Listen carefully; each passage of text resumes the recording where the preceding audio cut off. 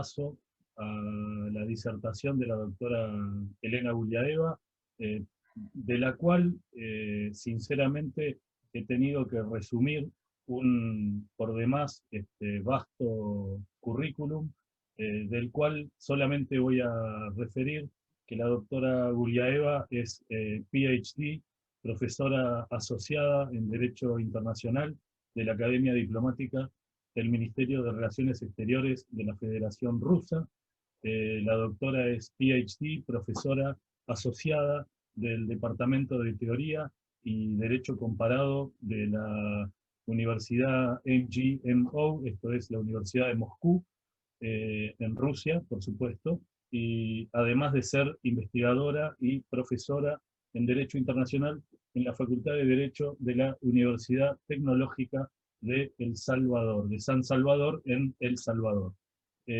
Además de eso, la doctora es miembro del Consejo Académico para Relaciones Internacionales del Instituto Internacional para los Derechos Humanos en Buenos Aires, Argentina, además de ser miembro de la Sociedad Europea de Derecho Internacional, entre otras cuestiones que, por supuesto, he abreviado. La doctora tiene una vasta serie de publicaciones y libros en su haber, y las últimas dos cuestiones que voy a referir es que próximamente en la revista Plural que editamos desde el Centro de Derecho Internacional e Integración Regional, el CIDIR, va a publicar el último artículo de la doctora Elena Guliaeva, que va a tener que ver seguramente con su disertación de hoy. Y además de eso, lo que les quiero comentar es que cuando termine su disertación, la doctora, que además de entender muchísimo de derecho internacional, tiene una voz privilegiada también y por eso canta, así que al final de su disertación los invito a todos a que compartamos un video en el cual la voz y las canciones son interpretadas por la doctora Guliaeva, y la edición del video fue realizado por Matías Pena. Matías Pena es un integrante de nuestro centro de investigación, al que por supuesto también le agradecemos el, el genial trabajo que hizo para editar este video de la doctora. Doctora, no le robo más tiempo, le dejo la palabra, la doctora Elena Guliaeva. De nuevo, muchísimas gracias por la invitación y yo voy para entrar en mi discurso, decir las palabras de agradecimiento. El primero, al decano Maica Ortega. Es un gusto conocerla. Muchas gracias por la invitación. También yo quiero agradecer al cónsul de la Federación Rusa, Jorge Kuznetsov, por las palabras, por la cooperación que está haciendo entre nuestros países. También yo quiero agradecer a Fabio Farinella personalmente, porque estamos en contacto, yo creo que cada día, siempre por la mañana estoy abriendo mi email y puedo buscar un mensaje sobre los artículos, sobre los eventos, sobre qué vamos a hacer. Ahora tenemos WhatsApp, estamos mandando con la voz, a veces estoy hablando en inglés y Fabio me dijo, Elena, ¿tú recuerdas que tienes que hablar en español? Sí, yo como sí, voy a cambiarme, voy a hablar en español en la conferencia. También yo quiero decir muchas gracias porque estoy participando en serie de las lecturas, se llama las pequeñas charlas con grandes juristas. Es algo maravilloso para mí también de la Universidad de Plata del Mar. Y Yo también quiero decir gracias a todos los alumnos, profesores, nuestros colegas, y siempre quiero invitarles a nuestros eventos también en la Academia Diplomática, porque vamos a tener un evento de 27 de noviembre, una conferencia internacional, y ustedes pueden participar y publicar algunos tesis. Y también yo quiero decir que este año para mí es algo muy importante. Juan Antonio entró en el inicio y en septiembre hicimos un congreso, primer congreso de la enseñanza del derecho internacional, y también hicimos una sorpresa. Me invitaron en la asociación en Argentina de la justicia constitucional. También sí soy experta en el Instituto Internacional de los Derechos Humanos, y para mí yo tengo tan muchas conexiones con Argentina. Me siento que yo tengo la familia en Argentina. Estamos lejos, pero estamos cercanos porque cada día tenemos los mensajes, estamos hablando sobre los planes y sobre muchísimos proyectos que vamos a tener también en el futuro, vamos a realizar. Y también quiero agradecer a Fabio porque él mandaba 2 artículos suyos que ahora está publicando. Estos artículos, él es talentoso profesor del derecho internacional y también una grande persona que yo tengo la oportunidad de conocer personalmente. Por eso tenemos frutos intelectuales en este momento, y también estamos publicando todo lo que estamos haciendo. Y también desde parte de la Academia Diplomática de las Relaciones Exteriores de Rusia, yo quiero mandar los saludos a su universidad, y quiero que nosotros también tenemos un convenio entre nosotros, y por eso estoy súper feliz que el día de hoy podemos desarrollar en la distancia esa cariñosa cooperación. Y yo voy a empezar, y para el día de hoy nosotros vamos a hablar sobre el tema de ciberseguridad, los aspectos legales internacionales, porque este tema es algo muy importante en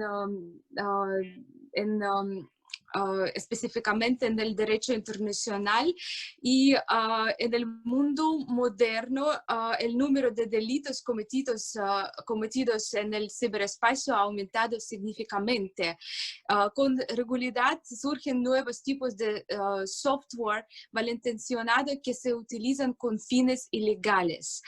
Según los expertos, el daño material a la economía mundial por delitos cometidos con tecnologías de la información y la comunicación se estima en billones de dólares estadounidenses. Tal escala requiere medios efectivos de regulación legal de las relaciones que se desarrollan en el ciberespacio. La ciberseguridad se considera uno de los temas más urgentes del derecho internacional moderno. Extremadamente, información y la comunicación pueden utilizarse para impactar negativamente las relaciones económicas, sociales, culturales y políticas, dañar el potencial económico, militar y de defensa del Estado y la sociedad. En este sentido, la comunidad internacional muestra un gran interés en desarrollar un marco legal multilateral para la cooperación en el campo de la ciberseguridad. Sin embargo, aún no se ha desarrollado un enfoque unificado para resolver este problema en el ámbito internacional, ya que la complejidad de la regulación jurídica del ciberespacio se debe a la característica virtual de las relaciones que se desarrollan en este ámbito. Yo voy a hablar el día de hoy y usar los materiales, los trabajos rusos y extranjeros en el campo del derecho internacional, actos legales internacionales adoptados en el marco de las Naciones Unidas y la Unión Europea, proyectos de convenciones de las Naciones Unidas, actos legales regulatorios nacionales de la Federación Rusa, la República Popular de China y otros estados, así como materiales de práctica judicial de los tribunales internacionales. internacionales. También tengo que decir, el término ciberespacio se introdujo en la circulación científica hace relativamente poco tiempo. La mayoría de los expertos coinciden en que este concepto fue utilizado por primera vez en 1981 por el escritor de ciencia ficción Gibson. Etimológicamente, la palabra ciberespacio se asocia con cibernética, una ciencia que estudia las leyes generales de los procesos de control y transferencia de información en las máquinas, los organismos vivos y la sociedad.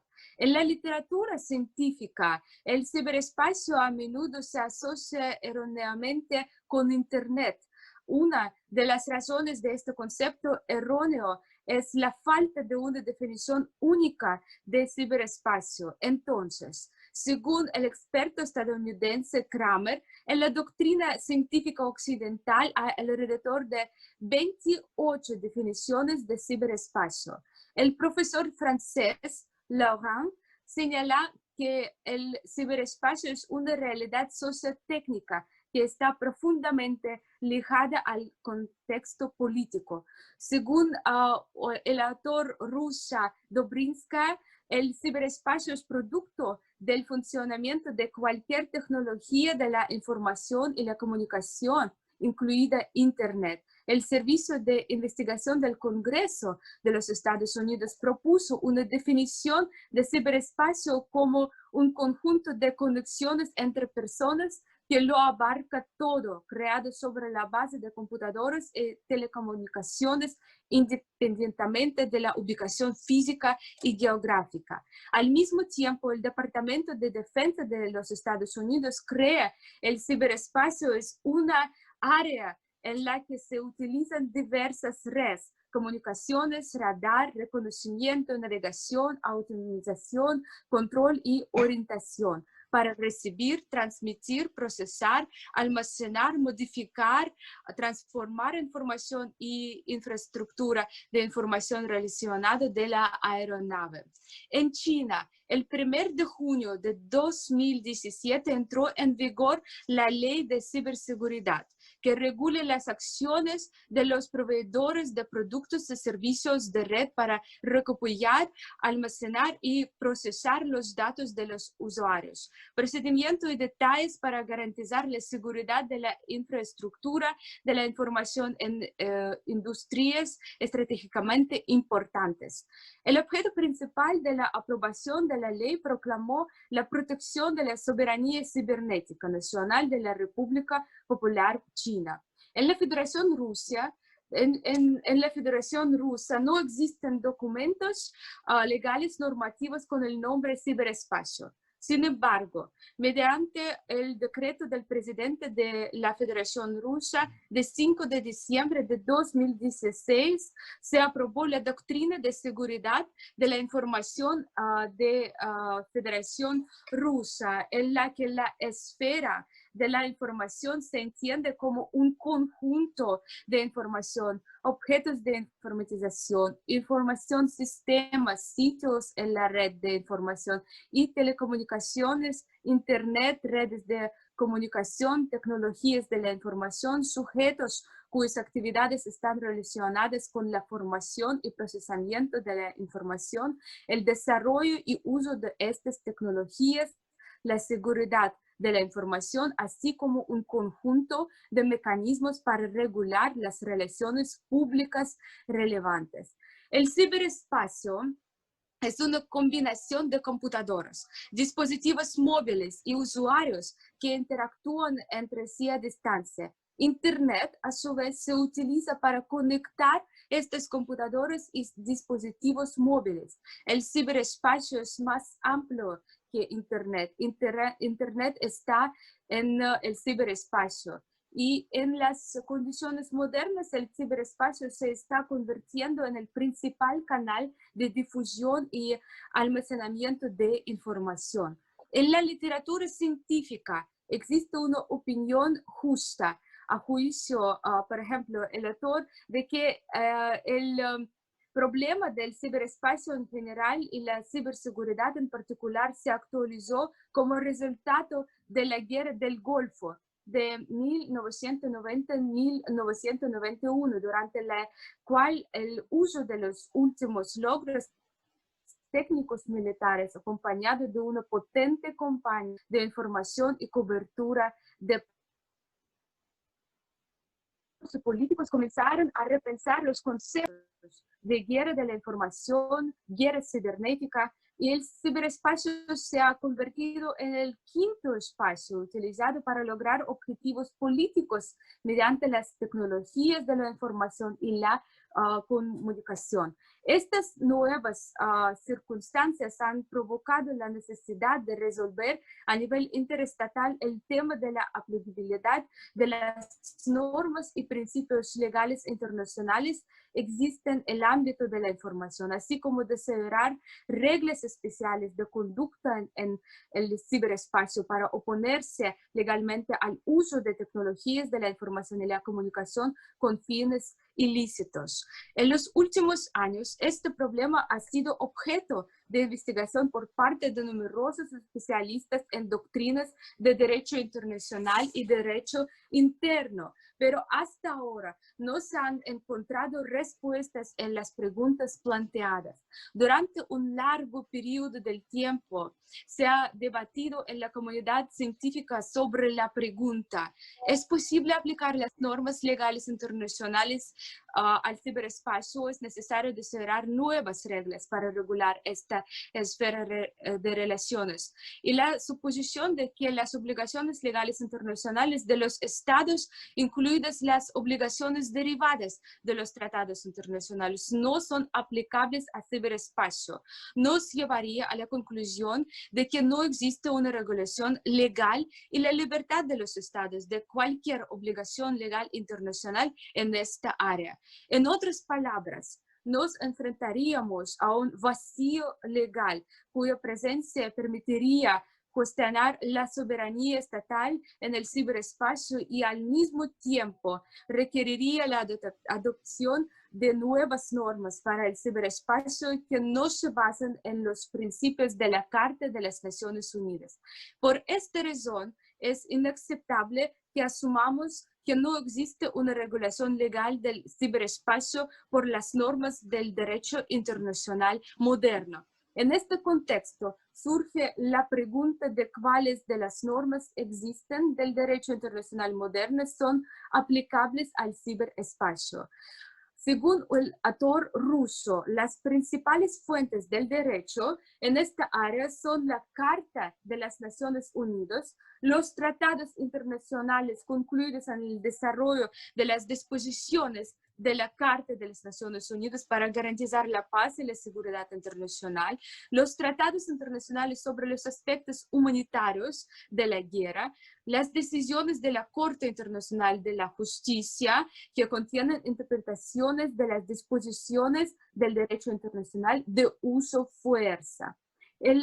También yo quisiera decir que los principios y normas del derecho internacional son aplicables al ciberespacio, como el no uso de la fuerza y la amenaza de la fuerza, no injerencia en asuntos de la jurisdicción interna de los estados, el deber de los estados de cooperar entre sí, igualdad soberana de estados, respeto de los derechos humanos y las libertades fundamentales, y etcétera. Sin embargo, el ciberespacio tiene cierta especificidad debido a la característica virtual del espacio de información global como objeto de derecho en el que la distancia no importa. En este sentido, los principios y normas del derecho internacional generalmente reconocidos en algunos casos no pueden aplicarse al ciberespacio una simple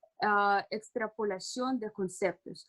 Así, por ejemplo, conceptos como acto de agresión, uso de la fuerza, ataque armado, no se pueden aplicar a ningún ataque informático, y el concepto de guerra de la información utilizado por los científicos políticos y en los medios de comunicación no se pueden aplicar al concepto de guerra en su sentido jurídico internacional.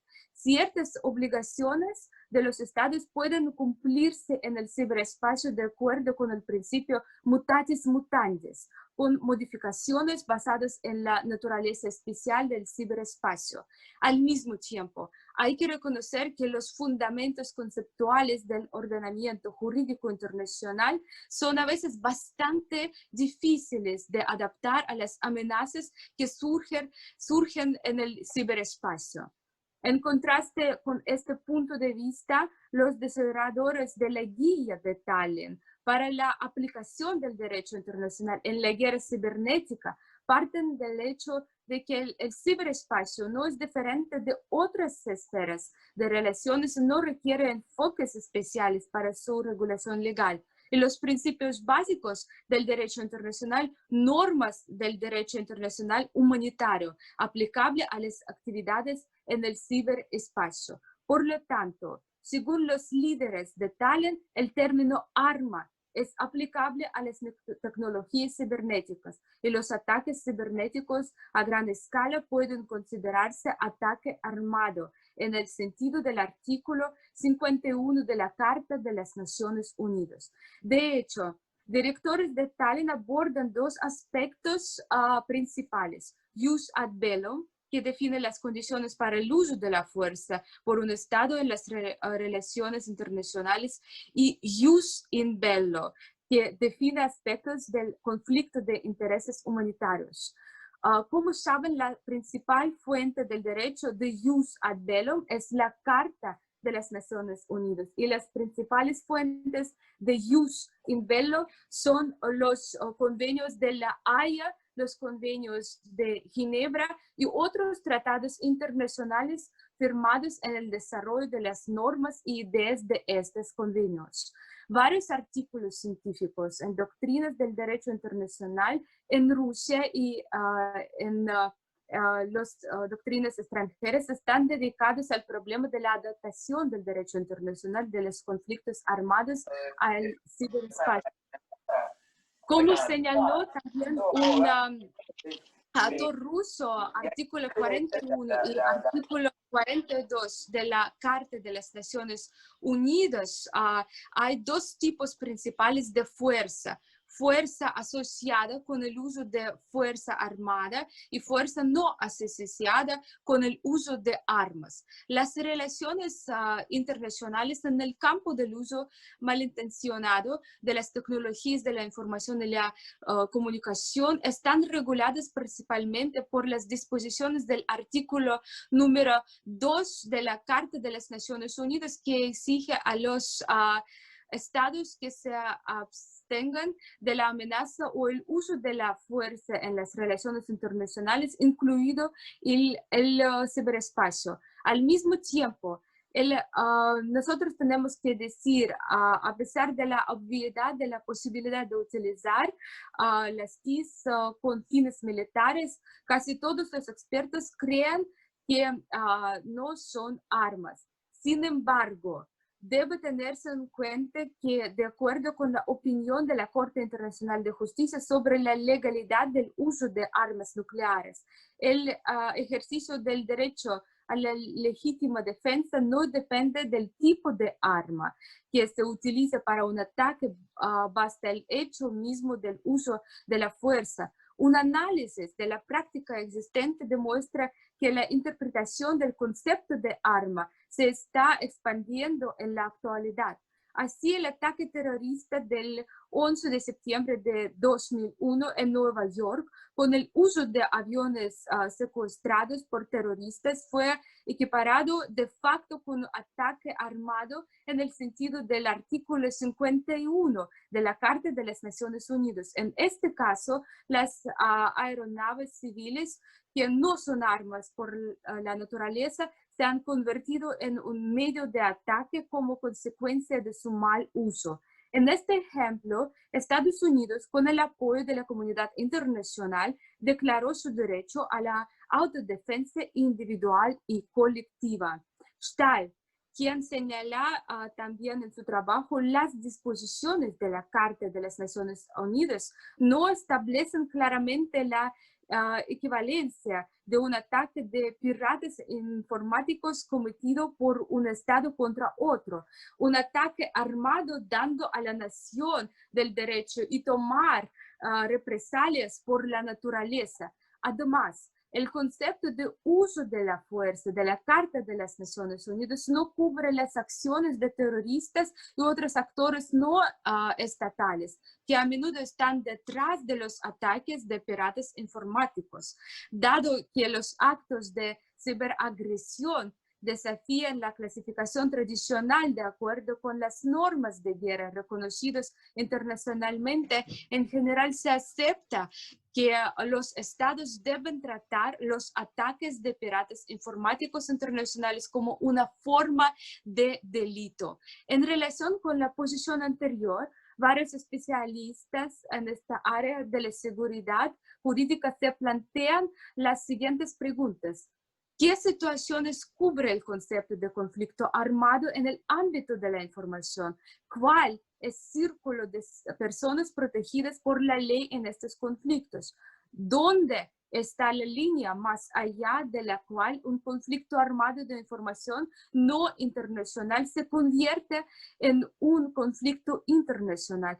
¿Qué normas legales internacionales y nacionales gobiernan las acciones de las partes beligerantes en tales conflictos, y etcétera? En el derecho internacional se entiende que no todo uso de la fuerza puede considerarse un ataque armado. En la decisión de la Corte Internacional de Justicia en el caso de actividades militares en Nicaragua y contra Nicaragua de 27 de junio de 1986, se definió el criterio de la escala de un ataque armado de uno de los estados contra otro estado. Posteriormente, el criterio de la escala se confirmó en varias otras decisiones de la Corte Internacional de Justicia.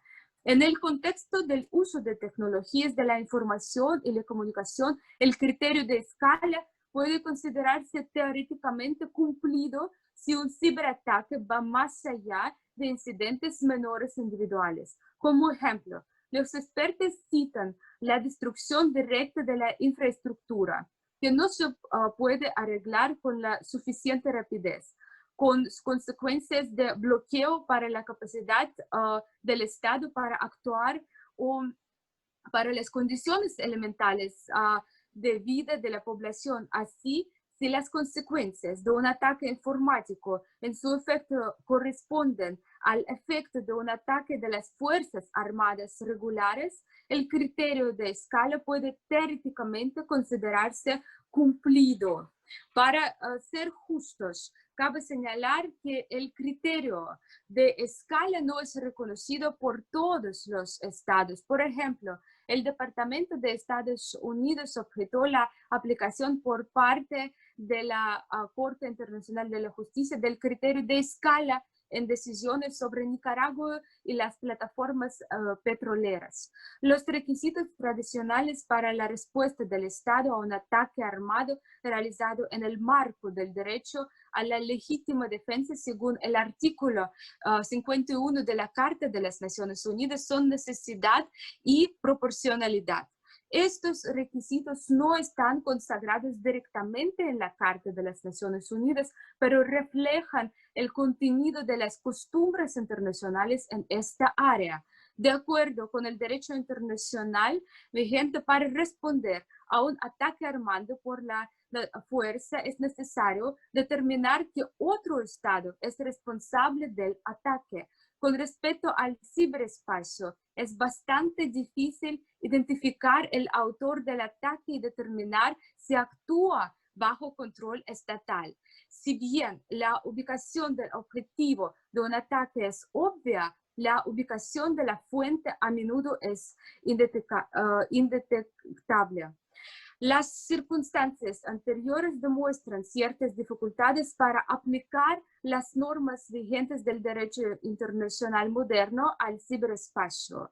En mi opinión, la solución de muchos problemas en esta área podría facilitarse discutiendo el problema con expertos técnicos en el campo del uso de tecnologías de la información y la comunicación, incluso con fines militares. En términos prácticos, en el contexto de derecho en la legítima defensa en virtud del artículo 51 de la Carta de las Naciones Unidas, la comunidad internacional debe desarrollar categorías claras para calificar un ciberataque como uso de la fuerza o acto de agresión, así como criterios apropiados para calificar las tecnologías de la información y la comunicación como un arma, aunque es planteamiento consciente de la complejidad de la implementación de esta área. Si pasamos al tema de la creación de nuevas normas para regular el ciberespacio, entonces en la actualidad los esfuerzos de los estados lamentablemente se concentran en una esfera estrecha de cuestiones relacionadas con los derechos humanos, la confidencialidad de los datos, etc. Además, no todos los estados están interesados en crear un mecanismo moderno y eficaz cooperación, oponiéndose abiertamente al desarrollo de nuevos instrumentos jurídicos internacionales. Por esta razón, actualmente no existe un marco legal internacional integral para el ciberespacio. El único tratado multilateral que se ocupa de las actividades delictivas en el campo de la tecnología de la información es la Convención sobre Delitos Informáticos, adoptado el 23 de noviembre de 2001 en Budapest. La convención tiene 5 objetivos principales. Armonización de la legislación penal sustantiva para combatir el delito cibernético. Armonización de la legislación procesal penal. Promoción de la asistencia judicial recíproca. Codificación del derecho internacional con énfasis en las reglas jurisdiccionales basadas en la territorialidad. Proporcionar un marco legal para facilitar el desarrollo y la comprensión de los problemas relacionados con el delito cibernético. Dicha convención prevé medidas contra delitos tales como delitos contra la confidencialidad, integridad y disponibilidad de los datos y sistemas informáticos, acceso ilegal, interceptación ilegal, impacto en los datos, impacto en el funcionamiento del sistema y uso ilegal de dispositivos. Así, delitos informáticos, falsificación con tecnología informática, fraude con tecnología informática, delitos de pornografía infantil, delitos relacionados con la violación de los derechos de autor y derechos conexos. Debe tenerse en cuenta que esta convención se desarrolló en un momento en que el nivel de desarrollo de las tecnologías de la información y las comunicaciones era bajo y aún no se conocían muchos tipos de amenazas de red. Por esta razón, el artículo número 1 de la Convención, que contiene definiciones, y los artículos posteriores de la Convención ni siquiera mencionan botnets, phishing, spam, etcétera, utilizados por los ciberdelincuentes. Sin embargo, el principal problema es que para Rusia, así como para muchos otros países, el enfoque establecido en el párrafo B del artículo 32 de la Convención de Budapest es inaceptable. Esta regla merece ser citada en su totalidad. Una parte podrá, sin el consentimiento de otra parte, obtener a través de un sistema informático en su territorio acceso a los datos informáticos almacenados en el territorio de otra parte o recibirlos si esta parte cuenta con el consentimiento legal y voluntario de la persona que tiene la autoridad legal para divulgar estos datos a esa parte a través de dicho sistema informático. Como puede ver, este párrafo de la Convención prevé la posibilidad de que el Estado parte obtenga acceso transfronterizo a información cuya fuente se encuentra en otro Estado sin notificar a las autoridades competentes del Estado en el que se encuentra la fuente de información. En nuestra opinión, de esta manera, la Convención de Budapest establece un vacío legal para la violación directa del principio de soberanía estatal en el espacio de la información, lo cual es inaceptable. Igualmente importante es el hecho de que el párrafo 32b del Convenio de Budapest sienta las bases para las violaciones de los derechos humanos y las libertades fundamentales en la esfera digital y en particular el derecho a la privacidad. Existen algunos otros mecanismos regionales y bilaterales para combatir el delito cibernético, pero lamentablemente no contribuyen al desarrollo de un entendimiento común de los aspectos clave de la lucha contra las actividades ilegales en el ciberespacio. En este sentido, la posición de la Federación de Rusia sobre esta cuestión es la necesidad de desarrollar un marco jurídico internacional universal de pleno derecho para la cooperación en una terminología unificada. Expertos rusos elaboraron y difundieron para familiarización en plataformas internacionales especializadas un proyecto de Convención de las Naciones Unidas sobre la cooperación en la lucha contra los delitos de información. El artículo número 1 de la Convención establece 3 objetivos principales: promover la adoptación y fortalecimiento de medidas destinadas a prevenir y combatir eficazmente los delitos relacionados con las tecnologías y informática y otros actos ilícitos. Prevenir acciones contra la confidencialidad, integridad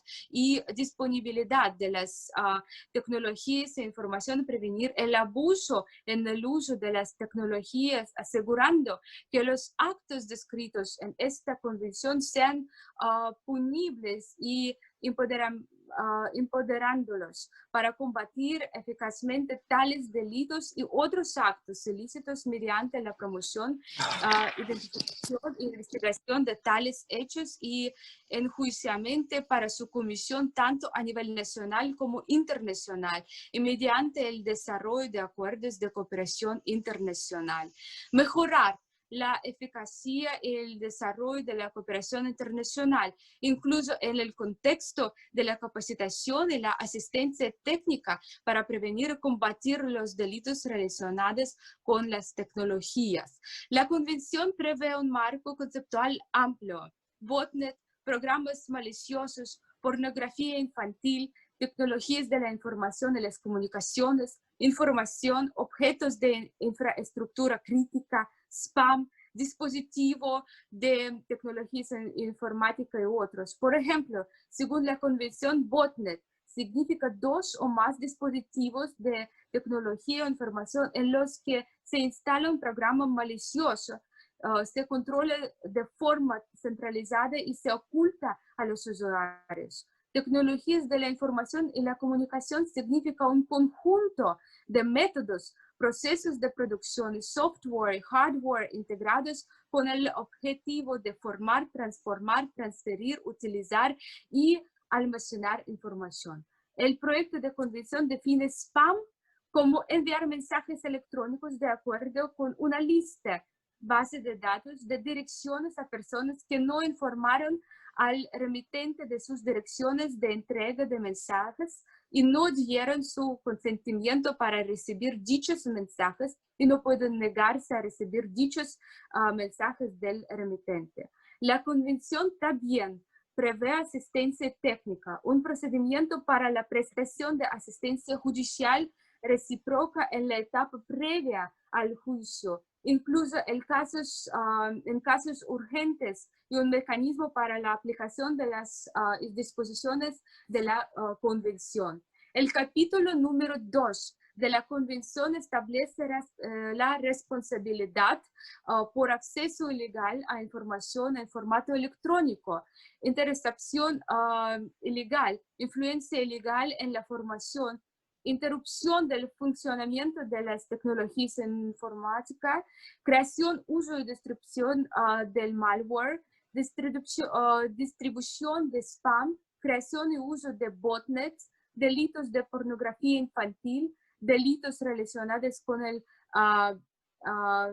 phishing, etc. La extradición de personas sospechosas de haber cometido delitos se rige por el artículo 48 de la Convención. Este artículo establece uno de los principios fundamentales de la cooperación en materia de derecho penal internacional: extraditar o juzgar, con el fin de brindar asistencia rápida en las investigaciones, enjuiciamientos y procedimientos judiciales en relaciones con delitos relacionados con sistemas y datos informáticos, o en la recopilación de pruebas electrónicas en delitos penales. El artículo 57 de la Convención dispone que cada Estado parte establece un punto focal operativo 24 horas al día, 7 días a la semana.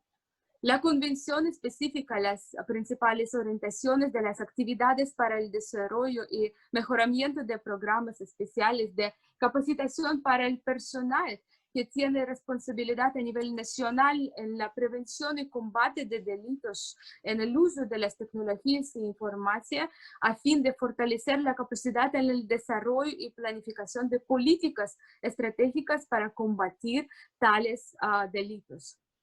Con respecto al mecanismo de implementación, la Convención establece una conferencia de los Estados partes en la Convención para mejorar la capacidad de cooperación de los Estados partes y para promover y revisar la implementación de la Convención. Se propone que la conferencia de los Estados partes establece una comisión técnica internacional como órgano permanente de lucha contra la delincuencia en el uso de las tecnologías e información, a fin de aumentar el nivel de cooperación entre los Estados partes de la Convención. El proyecto de convención, como se señaló anteriormente, se distribuyó en varias plataformas internacionales, incluido el 28 de diciembre de 2017 se distribuyó como documento oficial de la Asamblea General de las Naciones Unidas bajo el tema 107 de la agenda de su 72 periodo de decisiones, prevención del delito y justicia penal. Este documento ha sido traducido del ruso a todos los idiomas oficiales de las Naciones Unidas y publicado en formato electrónico en los sitios web oficiales de las Naciones Unidas y el Ministerio de Relaciones Exteriores de Rusia. Sin embargo, algunas delegaciones se oponen abiertamente a este proyecto de convención, así como al desarrollo de cualquier nuevo instrumento legal internacional en esta área, insistiendo en que el mecanismo legal internacional existe, que generalmente se entiende como la Convención sobre Delitos Informáticos antes mencionadas, es suficiente para combatir con éxito la delincuencia en el ciberespacio. Así, a pesar de la aplicabilidad de los principios y normas del derecho internacional moderno al ámbito de la información, se requiere la universalización de la normativa legal internacional existe en relación con el ciberespacio, teniendo en cuenta sus especificidades específicas y con el fin de contrarrestar eficazmente el uso de tecnologías de la información y la comunicación con fines ilícitos. Los esfuerzos de los estados para desarrollar reglas especiales de conducta en el ciberespacio se centran actualmente en una esfera estrecha de cuestiones relacionadas con los derechos humanos, la confidencialidad de los datos. No todos los estados están interesados en crear un mecanismo moderno y eficaz para la cooperación en el ciberespacio, oponiéndose abiertamente al desarrollo de nuevas leyes internacionales.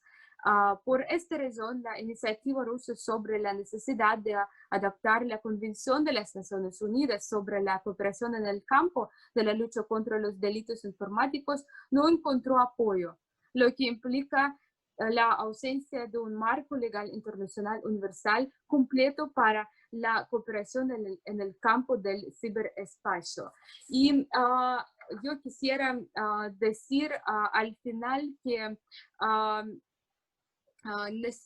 ahora necesitamos que el análisis mostró, a pesar de la aplicabilidad de los principios y normas del derecho internacional moderno al ámbito de la información, se requiere la universalización de la normativa legal internacional existe en relación con el ciberespacio, teniendo en cuenta sus especificidades y con el fin de contrarrestar eficazmente el uso de las tecnologías de la información y las comunicaciones con fines ilícitos.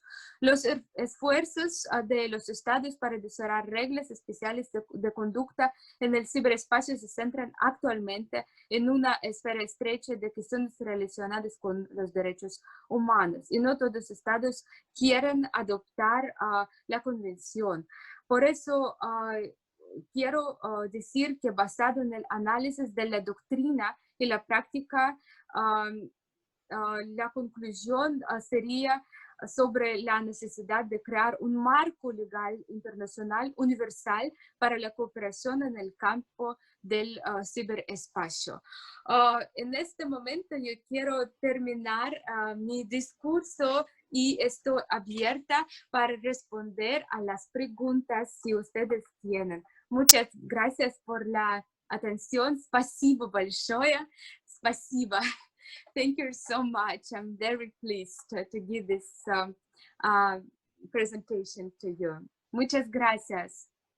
Bueno, muchas gracias, Elena, por la excelente y muy completa visión y panorama que diste de la ciberseguridad y en realidad del derecho informático en relación con el derecho internacional, con especial énfasis en los derechos humanos y la privacidad y la intimidad. Vamos a comenzar ahora con el espacio de preguntas. Gabriel lo va a coordinar, han estado haciendo preguntas. Lo que te pediría, Gabriel, por favor, es que hagas una suerte de resumen de las preguntas para hacerlo más sencillo en la comprensión al español de nuestra expositora. Así que bueno, adelante. Elena, antes que nada, felicitarte por el manejo del idioma español. La verdad que es increíble, te felicito y hablas español muy, muy bien, ¿eh? Increíble. Muchísimas gracias. Ojalá nosotros habláramos ruso de la misma manera, pero todavía no llegamos. Yo ya me comprometí, perdón, Gabriel, yo ya me comprometí que cuando viajáramos, tu charla, aunque sea breve, la vas a dar en ruso. Así que trata de ir perfecto. Con algún curso intensivo o algo. Tengo unos meses para prepararme, entonces, algo así. Sí, sí. Elena, yo puedo ayudar. Bueno, dale. Lo voy a necesitar, seguramente. Elena, la primera pregunta de una de nuestras alumnas, de Sofía, tiene que ver con el avance de la tecnología y dice que ha llevado a aumentar los niveles de violencia en la sociedad. Entonces ella pregunta si crees que una regulación normativa en las redes sociales disminuirían esos efectos negativos sobre las personas. Yo creo que es muy importante arreglar esta área porque ahora está base y abierta para todos los malos actos por los delincuentes que pueden intentar entrar en las redes. También yo creo que compartir, por ejemplo, la pornografía infantil en las redes sociales también. Y puede mostrar una información por ejemplo, de los organismos o organizaciones terroristas en el mundo. Por eso yo creo que sí, por este nivel de violencia que estamos teniendo en Internet en este día, porque los estados están perdiendo billones de dólares por ciberataques, porque hay muchas cuestiones de los derechos humanos, pero también eso puede provocar en algún momento usar el derecho internacional humanitario, jus ad bellum, jus in bellum, los conceptos. Y por eso yo creo que si vamos a tener una normativa legal internacional, podemos disminuir la delincuencia y podemos también combatir contra la violencia por el Internet. Gracias. Gracias, Elena. Elena, la siguiente pregunta también es de una alumna nuestra, de Roxana. ¿Cómo considerarías, tiene que ver también un poco con el aspecto penal que estabas haciendo referencia recién, y cómo considerarías aplicar sanciones a los distintos delitos o estafas que se producen? Sobre todo, pregunta Roxana, en esta época de pandemia, y la pregunta es, ¿y el tema de la responsabilidad, sobre quién recaería? Es su consulta.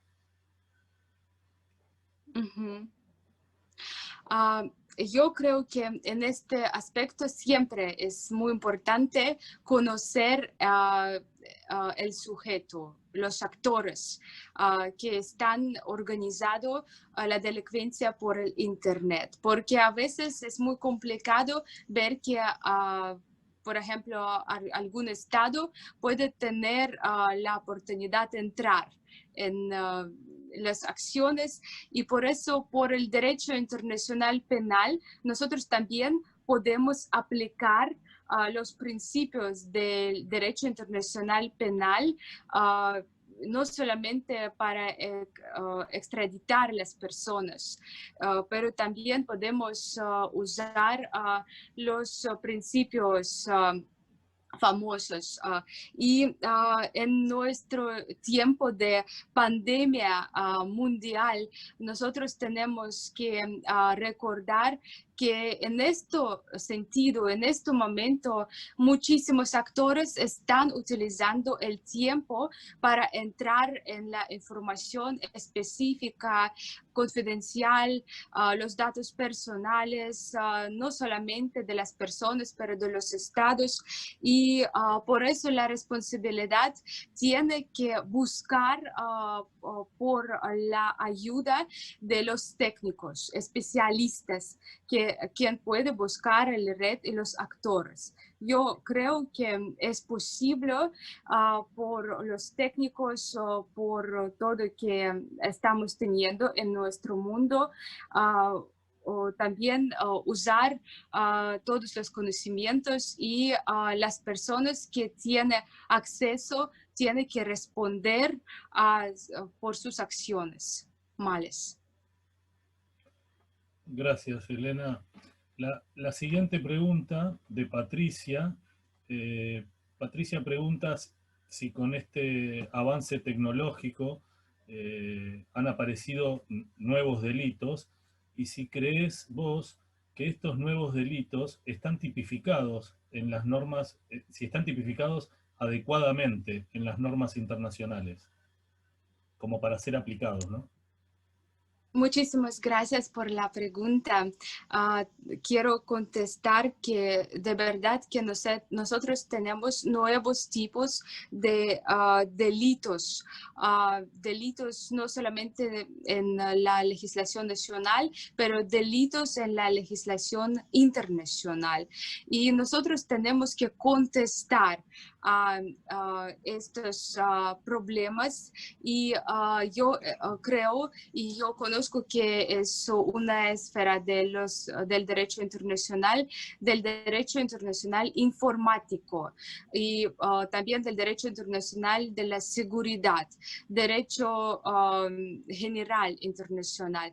Estábamos usando, yo por eso en mi discurso quisiera hablar sobre todo, sobre el derecho humanitario, sobre el derecho penal, sobre los derechos humanos. Estamos viendo que todas las áreas de la vida pueden tener afecto, pueden ser afectados por los delitos de los actores que están usando y activamente participando contra la sociedad, contra el Estado. Y también quiero decir que la responsabilidad del Estado también tiene que ver si algún Estado está haciendo los delitos y si van a conocer por los redes, por los técnicos, quién hizo eso.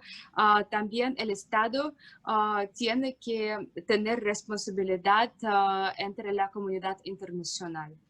Son las normas aplicables también de la responsabilidad del Estado.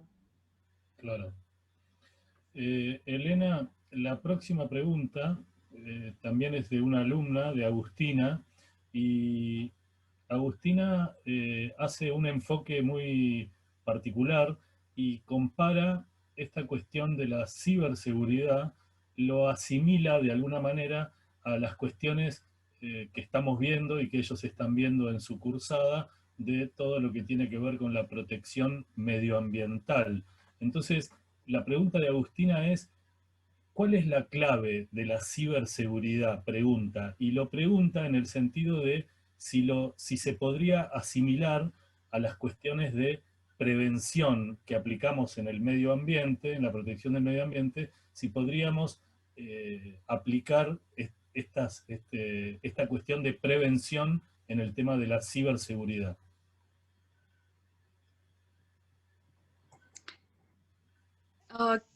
Muchas gracias a Agustina por esta pregunta. Ella de verdad tiene un enfoque especial sobre la ciberseguridad y sobre el medio ambiente. Nosotros tenemos Sustainable Development Goals of 2030. Nosotros tenemos los propósitos del mundo en las Naciones Unidas y tenemos que prevenir las destrucciones en el mundo y pensar sobre las generaciones en el futuro. Y también cada país, cada persona tiene el derecho al desarrollo. Sobre la cuarta revolución de las tecnologías en este momento es bien actual y evidente de ver. Por eso, ¿cuál clave? Yo creo que es sostener la paz y pensar sobre las generaciones futuras para no hacer el daño y destruir todo lo que nosotros tenemos en este día. Yo creo que podemos aplicar Sustainable Development Goals en esta esfera también. Por eso yo creo que con el medio ambiente, el derecho al desarrollo, podemos ver que la idea del Sustainable Development Goals es desarrollo. Y tenemos que tener el desarrollo, las tecnologías y usar las tecnologías para bien, no para mal en la sociedad. Ojalá así fuera. Elena, la próxima pregunta la hace otro alumno nuestro, Adrián, Y Adrián te pregunta si crees que los miembros del Consejo de Seguridad de Naciones Unidas verían con agrado esto de regular las cuestiones del ciberespacio. Él dice, o él entiende, que el ciberespacio es la fuente principal de información de inteligencia con la que ellos mismos cuentan. Entonces, como entiende que ellos mismos viven en ese espionaje constante, supuestamente para resguardar sus propias soberanías o sus propios intereses, la pregunta es esa: si vos entendés o considerás que los miembros del Consejo de Seguridad están realmente interesados en regular las cuestiones atinentes al ciberespacio. Muchas gracias, Adrián, por esta pregunta. Muy buena pregunta. Yo también todas las preguntas están ahorita escribiendo porque cuando voy a tener las lecturas voy a abrir en Rusia. Voy a también contestar nuestras preguntas que los alumnos están preguntando. De verdad que los miembros del Consejo de la Seguridad, por eso, cuando empezaba específicamente mi discurso, hablaba sobre la normativa que estaba usando la legislación en China, en Rusia, en los Estados Unidos, la concepción de Francia, porque todos son los autores de los miembros de, del Consejo de la Seguridad de las Naciones Unidas. Y por este caso, yo digo que sí, tiene mucho interés para prevenir, para buscar la solución, pero nosotros sabemos que en el derecho internacional público hay muchas cuestiones que son discutibles entre los países. Hay muchas líneas a donde los países no están listos en este momento, en este sentido, ahora hablar o tiene otro interés. Pero como yo les mostró con mi discurso que todos los autores de los países que son miembros de del Consejo de la Seguridad de las Naciones Unidas tienen mucho interés de verdad de buscar las soluciones como con el derecho internacional humanitario. Es lo mismo con los derechos humanos, con las cortes internacionales de los derechos humanos, y por eso de verdad que sí, yo creo que cada país tiene interés para solucionar este problema global, porque afecta la economía mundial de todos los países del mundo. Muchas gracias. Gracias, Elena. Elena, la próxima pregunta es de Inés, y Inés te consulta: ¿cuál crees que es el mayor desafío que debe afrontar la ciberseguridad en los procesos electorales actuales? Entiendo que justo venimos de procesos electorales tanto en Estados Unidos como en Bolivia, como en otros países que de alguna medida han sido cuestionados. Y la pregunta de Inés viene por ahí: ¿cuál crees que es el mayor desafío de la ciberseguridad en cuanto a los procesos electorales? Sí, es una pregunta muy interesante porque es siempre la política, el derecho internacional público y la diplomacia. Las tres categorías son muy importantes que tienen correlación, y en este caso el desafío en la política, en las elecciones de los presidentes, por ejemplo, en los Estados Unidos, yo creo que este caso es político caso, porque no hay argumentos y factos directos que están hablando que sí estaban entrando en los procesos electorales. Y por eso yo creo que claramente cada vez cuando alguien puede entrar en la esfera específicamente de la seguridad nacional, es un caso criminal, es un delicto. Y por eso yo creo que eso también está en la línea del derecho internacional penal y derecho penal de cada país, en la área, en la esfera para proteger los derechos de los estados. Pero también claramente que puede usar teóricamente, pero si vamos a hablar, yo también creo que están usando en la política estos momentos porque es muy complicado ver claramente porque hay mucha información que está secreta o está cerrada de la sociedad. Por eso no sabemos si es la verdad o no. Bien. Muchas gracias. Tenemos dos preguntas más, Elena, para formularte. La que viene también es de una alumna nuestra, de Cleopatra. Cleopatra te hace una pregunta que la podemos dividir en dos. Yo te la formulo de la siguiente manera. Cleopatra pregunta cómo crees que afecta tanto a los estados como a los particulares la escasa regulación que hay en cuanto a delitos cibernéticos a nivel internacional, considerando, dice, el avance de la tecnología blockchain y de las criptomonedas que existen hoy en el mundo. Hay una segunda parte de la pregunta, si crees que estos delitos o que los delitos que involucran a estas nuevas tecnologías serán tenidos en cuenta para un nuevo avance legislativo en el plano internacional. Te puedo repetir... Elena, ¿me escuchás? Sí, estoy aquí. Ay, volviste. Sí. Bien. Sí. Bien. Te puedo formular la pregunta en su primera parte. ¿Cómo crees que afecta tanto a los estados y a particulares la escasa regulación en materia de delitos cibernéticos a nivel internacional, considerando sobre todo, ella hace hincapié en la tecnología blockchain o en el tema de las criptomonedas en el mundo hoy?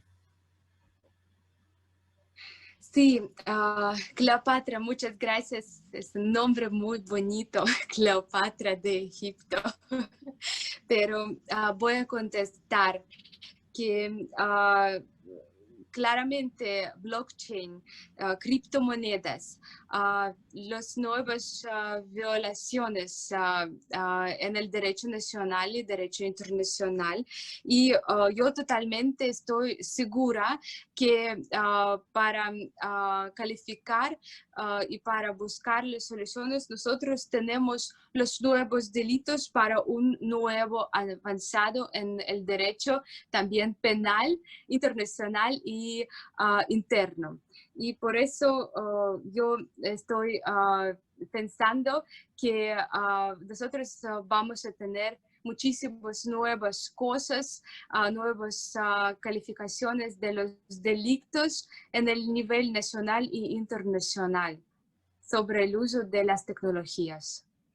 Perfecto, con eso ya das respondida la segunda parte de la pregunta también, que tenía que ver con si se iban a tener en cuenta para futuras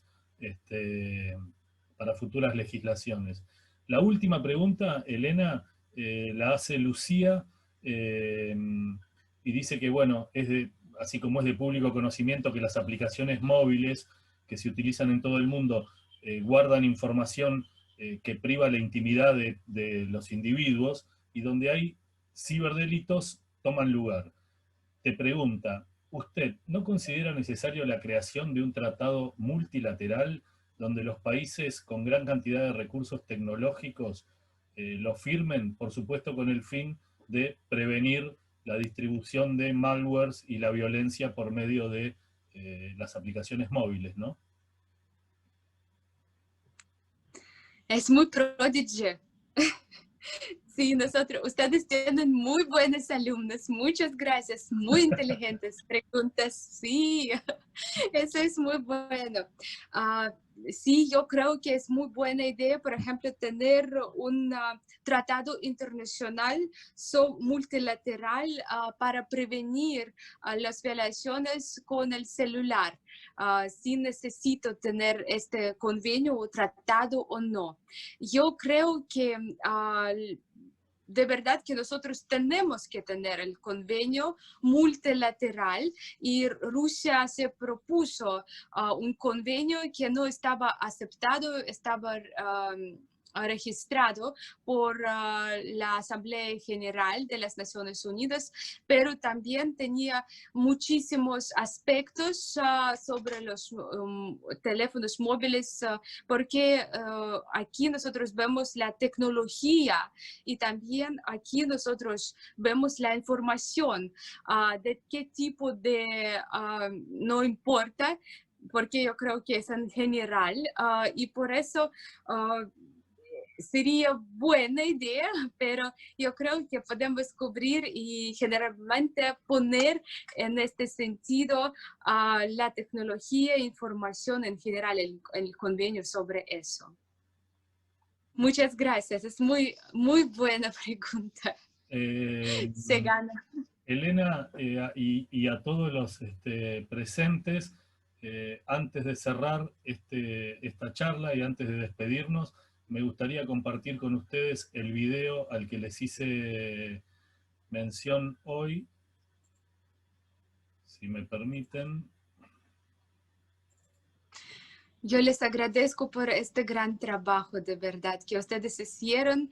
Yo estoy súper feliz y ustedes hicieron mi día de hoy cuando yo vi este video. Muchas gracias. Es una gran sorpresa para mí también que ustedes hicieran eso. Gracias. Bueno, como les dije, Elena, en realidad los agradecidos somos nosotros por haber podido tener esta charla tuya. Ahora nos vamos a despedir formalmente y este video, como les dije hoy, la voz de este video la pone la doctora Guliaeva y las imágenes las editó Matías Pena, que es un integrante de nuestro centro de investigación.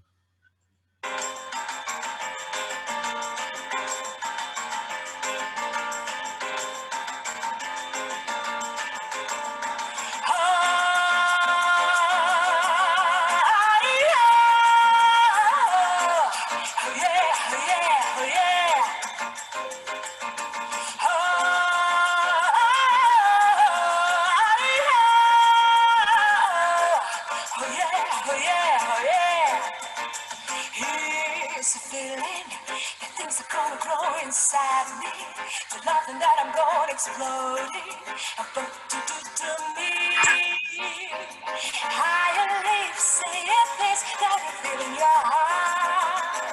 In your heart has been enough, let the music start. Не слышишься ну даже шорох и все здесь замерло до утра. Если б знали вы, как мне дороги подмосковные вечера. Если б знали вы, как мне дороги подмосковные вечера.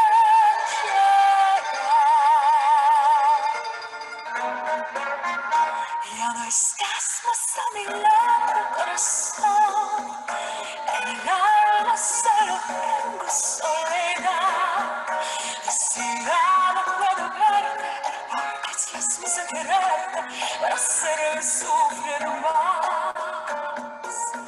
Siempre fuiste la razón de mi existir, adorarte para mi felicidad. Antes veces yo encontraba el calor que me brindaba, el amor y la pasión. Es historia de un amor como natural, que me hizo comprender todo el bien, todo el mal, que me dio esa mi vida, apagándola después.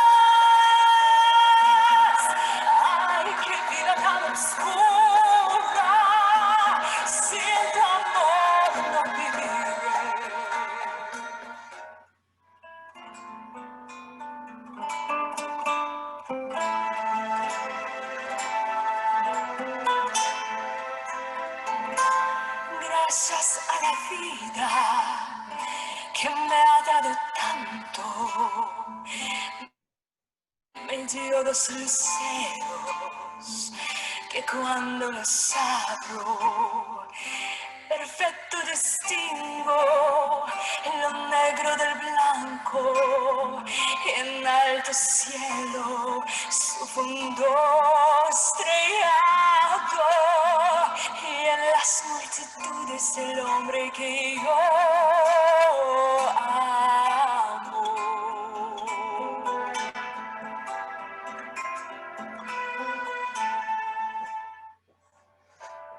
Por la cabeza de un noble portrillo que justo en la raya afloja llega, y que al regresar parece decir: no olvides, hermano, vos sabes que no hay que jugar.